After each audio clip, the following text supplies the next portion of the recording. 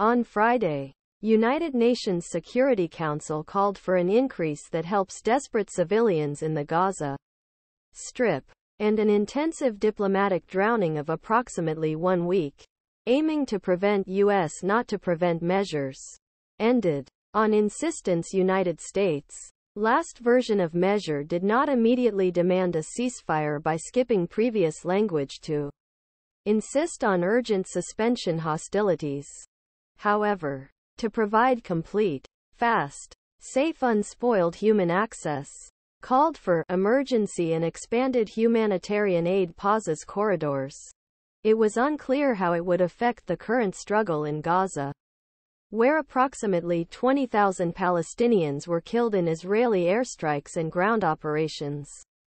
The Council diplomats were accepted this week after re-delaying vote and re-ing the measures in intensive negotiations aimed at gaining support from their allies in White House and Israeli government. The decisions of the Security Council are legally binding on member states, but implementing them requires consensus and can be difficult. U.S. Ambassador to United Nations Linda Thomas-Greenfield speaks with Palestinian Ambassador Riyadh Mansour on Friday. Before final vote, Russia proposed a change that would partially return to a previous version of decision, including request for suspended hostilities.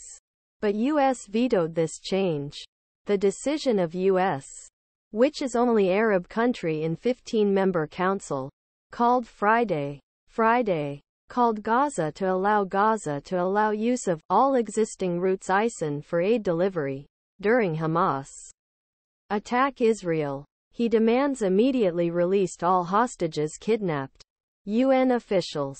Food, fuel, drugs and other aid delivery of scaling is almost impossible, he said. The final decision asks the assignment of a coordinator responsible for facing coordination, monitoring and verifying AC, which is human in nature, which will help to enter Gaza from the UN Secretary-General.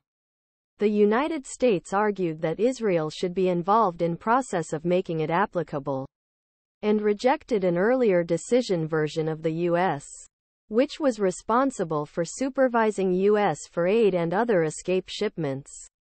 Although he did not vote in favor of decision, U.S. Ambassador Linda Thomas-Greenfield said, "He is talking about the seriousness of crisis and calls us all to do more." Thomas-Greenfield did not explain why United States was abstaining, but the decision to Israel he said he was deeply disappointed because he did not condemn terrorist attack. Russia's ambassador to USA, Vasily Nebenzya, said that efforts U.S. to change text of text are not sarcastic and embarrassing, and transparent. The only reason he didn't veto was that he had support Arab states.